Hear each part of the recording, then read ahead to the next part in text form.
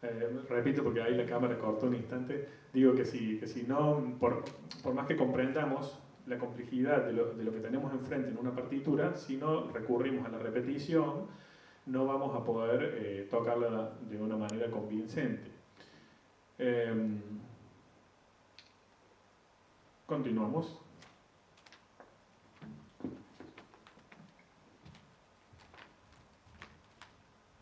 Apareció.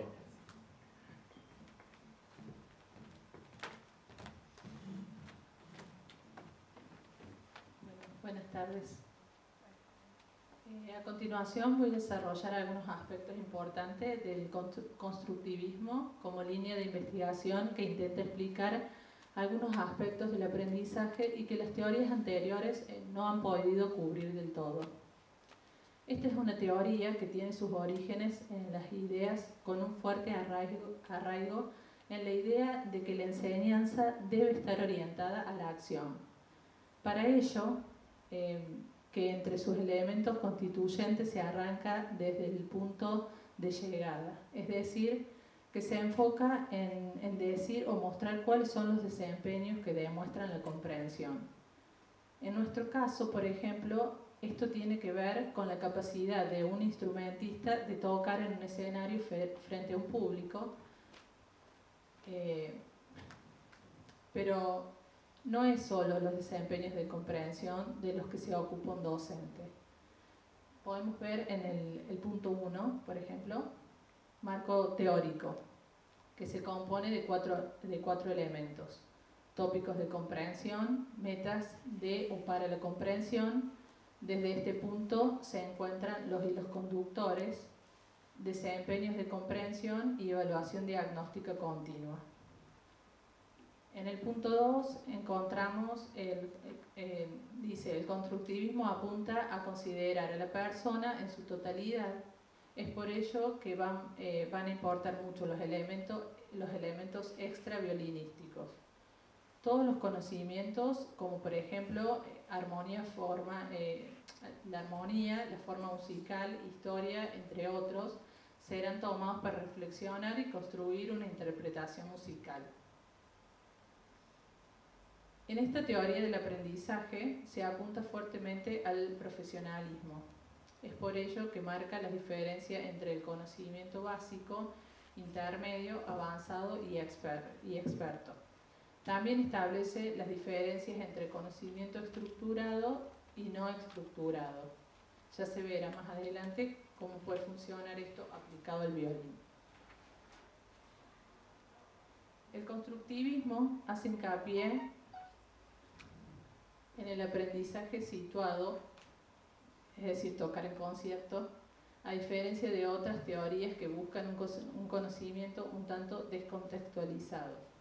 Aprender instrumento en el aula o en las clases particulares, si bien es la manera habitual en que se implementa la instrucción, es un aprendizaje que en cierta medida está descontextualizado con respecto a la actividad profesional, a la actividad final de un profesional, que sería esto mismo, ¿no? Tocar en un concierto.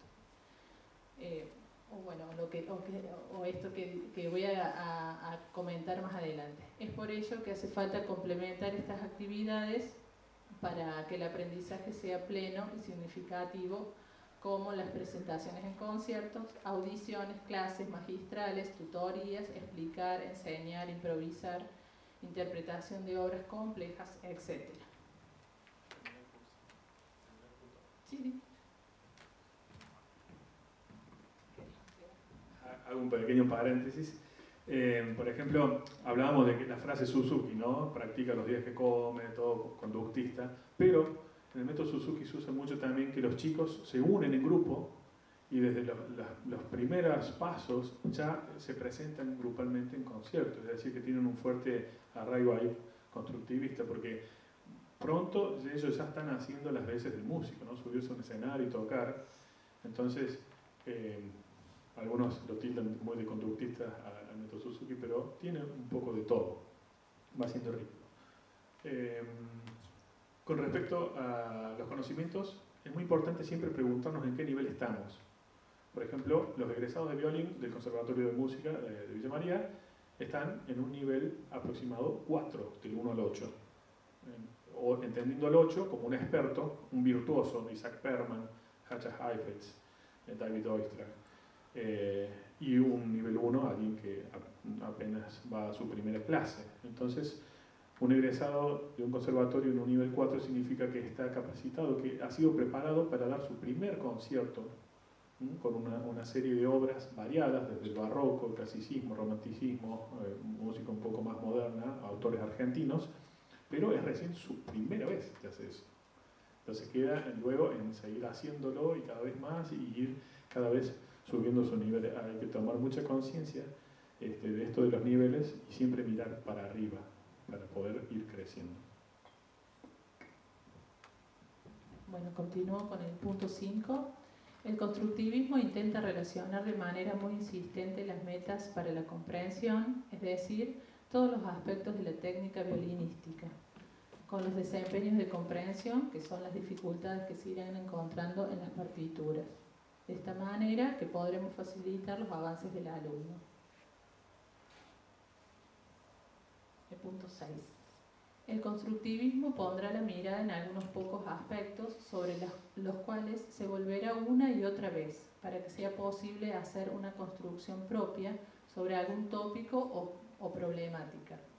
Si tomamos como ejemplo la afinación en el violín, veremos que será necesario que el alumno tenga la capacidad de tocar afinado desde las canciones más sencillas, donde se pasará de usar cintas como una guía a no usarlas.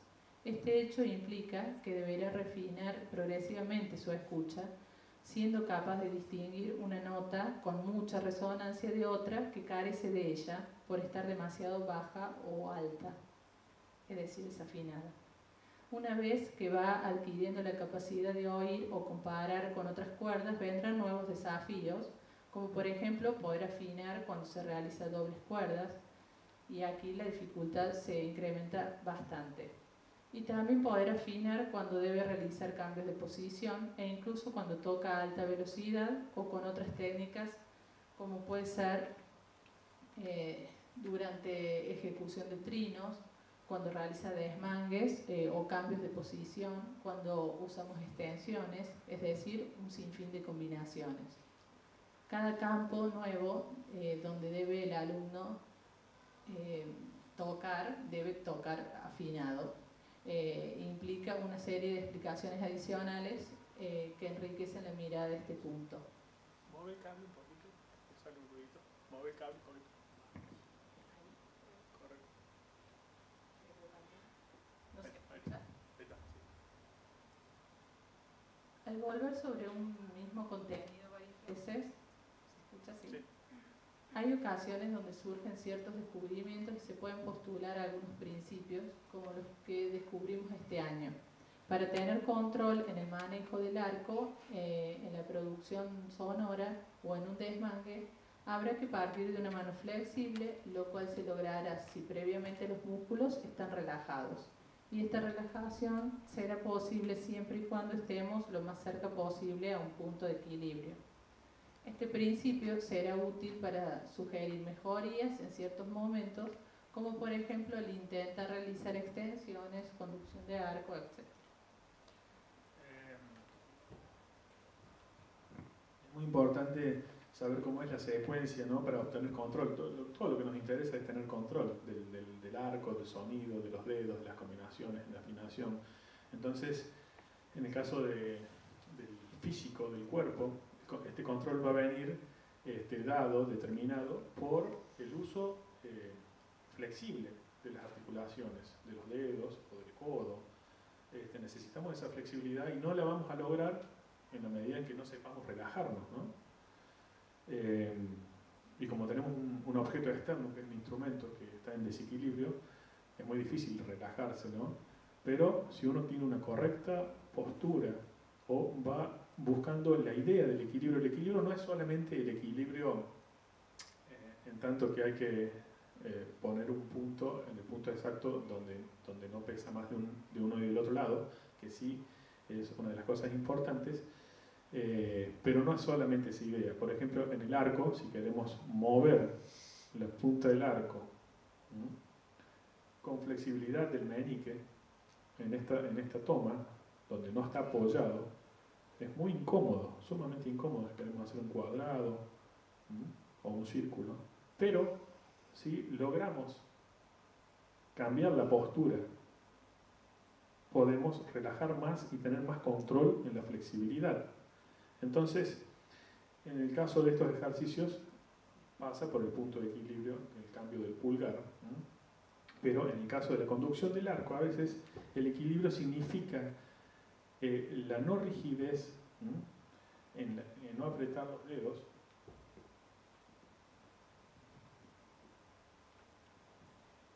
para que podamos acompañar al arco en su trayectoria.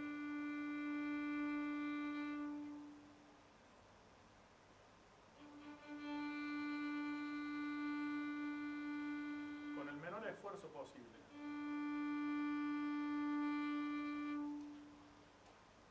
Como verán, son movimientos amplios, ¿no? Lo estoy haciendo en lento.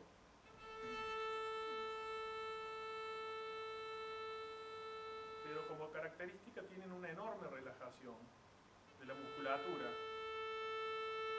En este caso, es muy difícil enseñar la flexibilidad de la muñeca en el empujando, pero no si uno le hace adoptar una postura que hasta sería incorrecta al tocar, donde pueda no apretar demasiado y que sea el arco el que produce el sonido por sí mismo.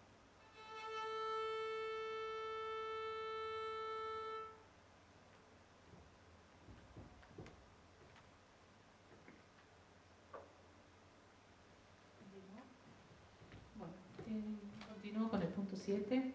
Se estimula a que el estudiante puede ir o ver más allá de lo que se le enseña. Se espera de él que tenga capacidad creativa, que no se cierre a una sola opción para enfocar algún aspecto técnico o musical. Se busca una práctica reflexiva, o lo que se conoce como reflexión en acción. A su vez, se busca que sea esta reflexión la que pone en juego la creatividad. Se incentiva la habilidad de pensar y actuar de manera flexible con respecto a lo que se sabe.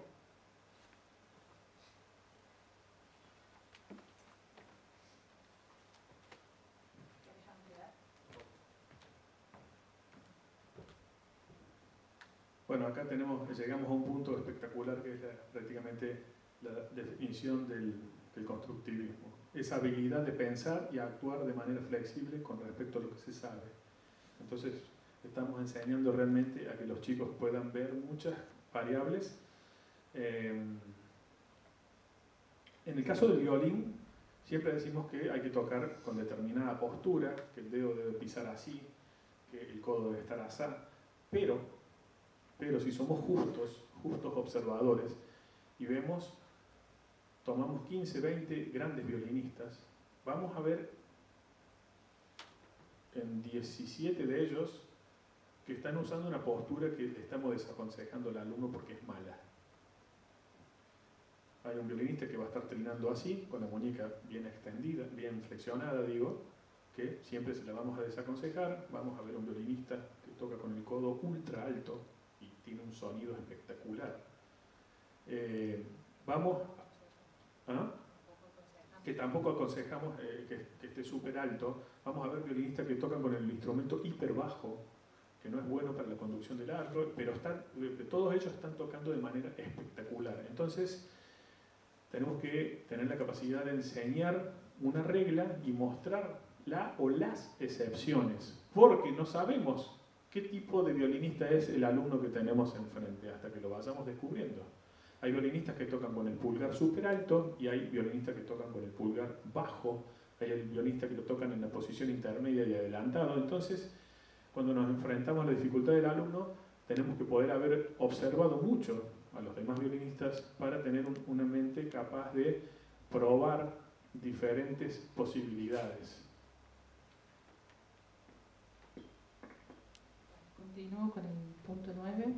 No nos podemos limitar a enseñar reglas únicamente, ya que en la ejecución del violín casi podría decirse que no existe una postura que esté prohibida totalmente o de manera absoluta.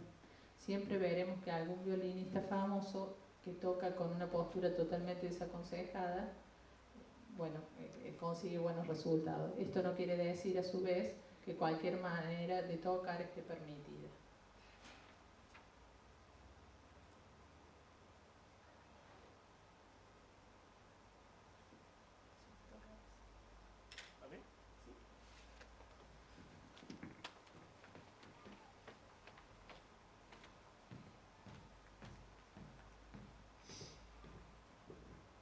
Bueno, una vez que hicimos esta primera presentación de las teorías cognitivas del aprendizaje, vamos a meternos de lleno con esta propuesta que nos enseña Tina Blitte.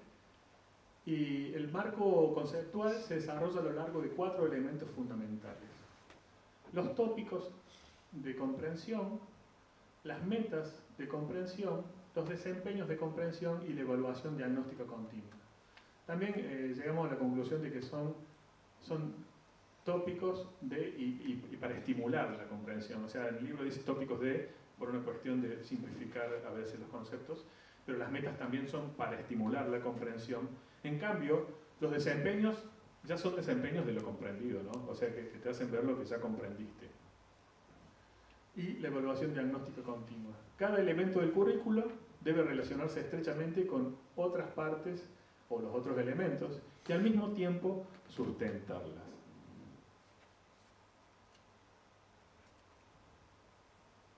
Siguiente, por favor. Bueno, acá vemos una imagen interesante que es más o menos lo que tengo acá en la mesa. Los cuadernillos de violín que van a acompañar a un chico durante 10 años, o a veces menos, si estudia más intensamente, un progreso en 8 o 10 años, ejercicios y métodos. Acá tenemos la técnica y la fundamentación, con el libro. Fíjense el grosor de esto, de los ejercicios, y esto, que también es grande, pero es mucho menor, y va fundamentando todo lo que va a aparecer ahí desde cero hasta muy avanzado. Y finalmente, el librito genial de Tina Blitte, que es el marco teórico, el marco que le da un nuevo formato a todo lo que se encuentra acá, es decir, la fundamentación de la técnica, y vamos a ver qué lugar ocupa cada cosa. Este fue un afiche que confeccionamos entre todos, entre los alumnos del taller.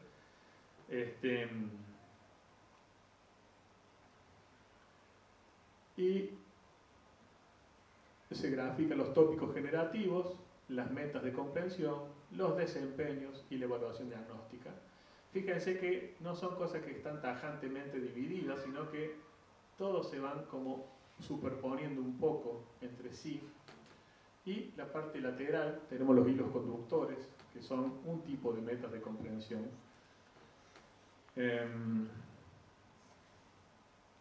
Bien, siguiente diapositiva. Me pareció muy importante poner 2 fotos de Tina Blitte, porque ya que estamos hablando de ella y que la tomamos como una genia, como una capa, como una grosa, como una persona que nos ayuda a amar más la profesión. Pasó rápido. Bien, él es David Perkins, colaborador de Tina Blitte también, y uno de los primeros investigadores sobre la enseñanza para la comprensión, junto con Howard Gardner en la Universidad de Harvard, en el Proyecto Cero, que es el que decía que la comprensión es la habilidad de pensar y actuar de manera flexible con respecto a lo que uno sabe. Bueno, y vamos a ver a otro capo de la enseñanza, Juan Ignacio Pozo, español, que también ha sido un intenso investigador de todas las cuestiones de enseñanza, y yo aconsejo que lean sus libros porque son realmente fabulosos. Tiene uno que se llama Los contenidos de la reforma, que es muy claro, y tiene otro que se llama Teorías cognitivas del aprendizaje, que es brillante y muchos otros más. Acá por suerte llegó uno sobre evaluación al conservatorio, dentro de esos libros que llegaron a la biblioteca, y bueno, ya estoy esperando a que lleguen las vacaciones para sacarlo y leerlo. Pasamos. Bien, acá vamos a ver dos miradas complementarias sobre la comprensión. Porque si queremos hablar de aprendizaje, tenemos que hablar de comprensión. Las dos primeras están un poco estrechamente relacionadas, porque la primera pertenece a Perkins y la segunda a Bilite, y la otra es la que nos da Ignacio Pozo. Entonces vamos a ver un poquito esto. Bueno, para David Perkins, la comprensión es la habilidad de pensar y actuar de manera flexible con respecto a lo que se sabe, a lo que uno sabe. Lo otro lo va a explicar Rosy. Perdón el movimiento, pero tengo que hacer un poquito de todo hoy. Bueno, para Tina Blite, que es la compositora del libro, la comprensión significa que los alumnos pueden hacer cosas usando los conocimientos previos para resolver nuevos problemas en situaciones inéditas. Es decir, ¿puede un alumno resolver los problemas que plantea cada partitura nueva o si puede pensar de manera flexible? Bueno, y para Juan Ignacio Pozo, otro pedagogo muy importante, él aconseja alcanzar los contenidos de la comprensión de los alumnos a través de un cambio conceptual o bien sustituirlos por los conocimientos previos de los alumnos. A esos conocimientos por conocimientos científicos más organizados y predictivos. Ahora vienen unos cuestionamientos. ¿Los digo yo, profesor? ¿Estamos enseñando a través de conocimientos predictivos a nuestros alumnos? ¿Enseñamos a pensar de manera flexible? Y la última pregunta, ¿cómo se podrá estimular el pensamiento flexible? Bueno, veíamos que las dos primeras definiciones están muy emparentadas entre sí, porque son colaboradores, se conocen mucho y hay tal vez una mínima diferencia en el enunciado. Y la última es un poquito diferente porque viene de la teoría del cambio conceptual, que es un poco más cognitivista, según tengo entendido, pero está muy cercana a esa mirada cuando nos dice que tenemos que enseñarle al alumno con conocimientos predictivos, más organizados y más predictivos. Es decir, nosotros cuando vemos a un alumno que tiene un error, ya tenemos que estar sabiendo que si ese error está procediendo de una mala postura, de una mala conducción del arco, entonces tenemos que poder explicar y poder ayudar a que el alumno lo haga de manera diferente, porque realmente vamos acumulando conocimientos de lo correcto y lo incorrecto. Pero hay que ser flexible y nunca dejar de lado las excepciones. Las excepciones, como decimos, algún alumno va a tener que tocar siempre con una posición bastante antiestética de su pulgar. Yo conozco un violista que es brillante, James Ennis, que toca con el pulgar sumamente arriba del mango y adelantado, y es hasta pareciera que está sufriendo enormemente él, y toca genial. Y él siempre decía, los profesores siempre me querían corregir la posición y me molestaba mucho eso, porque él realmente tiene una manera de poner su mano de una manera que si intentásemos estandarizarla y enseñársela a 20 chicos, vamos a tener resultados desastrosos. Pero tenemos que estar flexibles, abiertos a esas individualidades.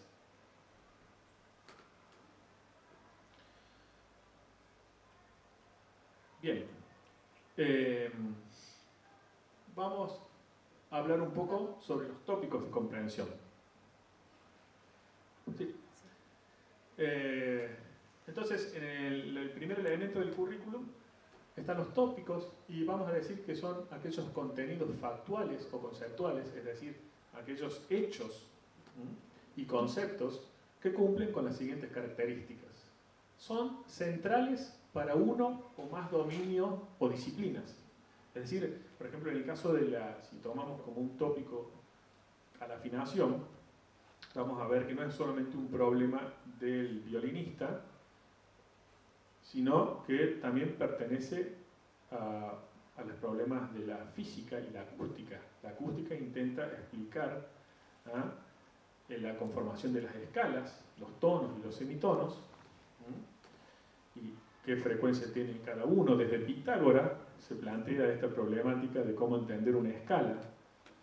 Entonces vamos a ver que pertenecen a mucho más que lo que nosotros estamos haciendo. Además, el problema de afinar un piano no es el mismo problema que tenemos los instrumentistas de cuerdas. Un piano va a ser afinado con un sistema temperado, que significa igualmente desafinado.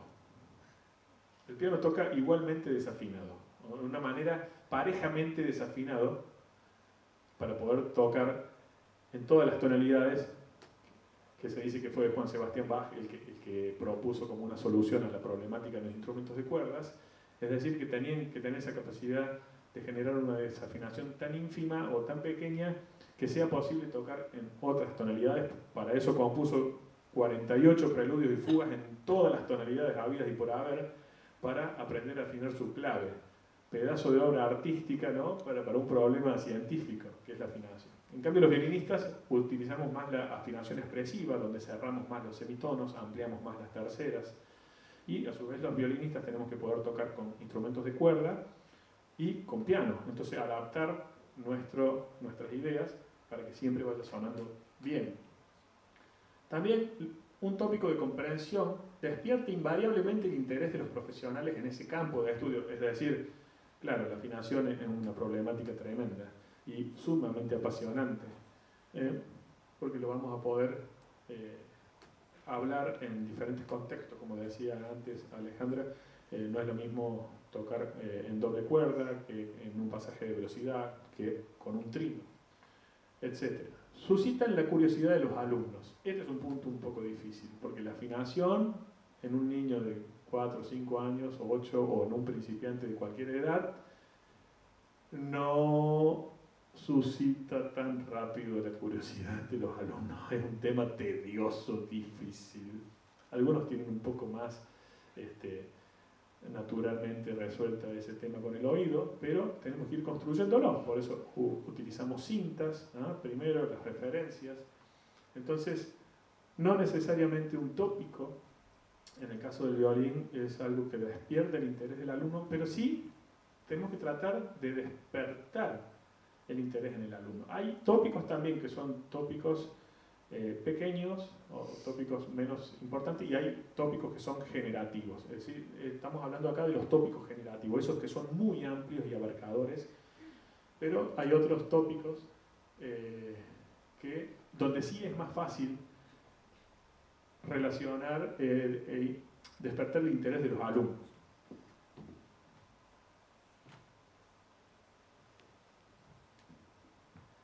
Hace años que intento enseñar el puntillo y no me va bien.